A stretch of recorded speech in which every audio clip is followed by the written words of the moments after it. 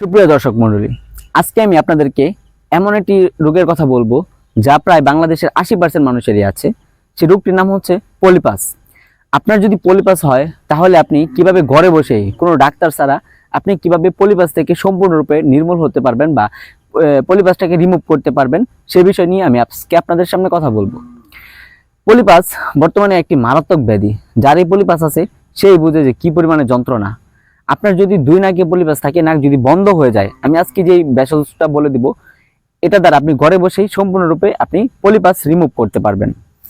আপনারা আমার সামনে দেখতে পাচ্ছেন নাকফুল পাতা। এই পাতাটা প্রায় সবাই চিনেন বা সকলের কাছেই এই পাতাটা আছে। এই ফুলটা দেখলে আপনারা চিনবেন যে ফুলটা। এই ফুল নিয়ে আমি অন্য আরেকদিন আরেকটি ভিডিও করে আপনাদেরকে ফুলের কার্যকারিতা সম্পর্কে জানাবো। আজকে হচ্ছে আমি এই ফুলের পাতা এই পাতাগুলো শুধু আজকে আপনার পলিপাসের ক্ষেত্রে প্রয়োজন।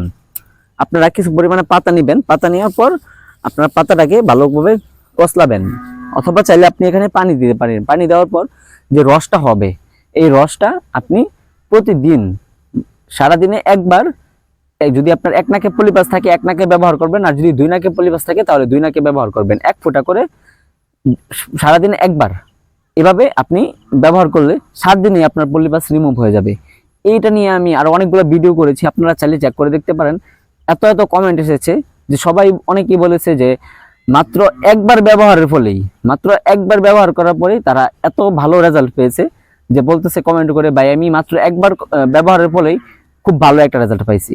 তো আপনারা ব্যবহার করেন, ইনশাল্লাহ আশা করি পলিপাস থেকে স্থায়ীভাবে আপনারা নিরাময় হবেন ইনশাল্লাহ। আমাদের ভিডিওটি ভালো লাগলে শেয়ার করে সবার মাঝে ছড়িয়ে দিন, আর সাবস্ক্রাইব করতে ভুলবেন না। ধন্যবাদ।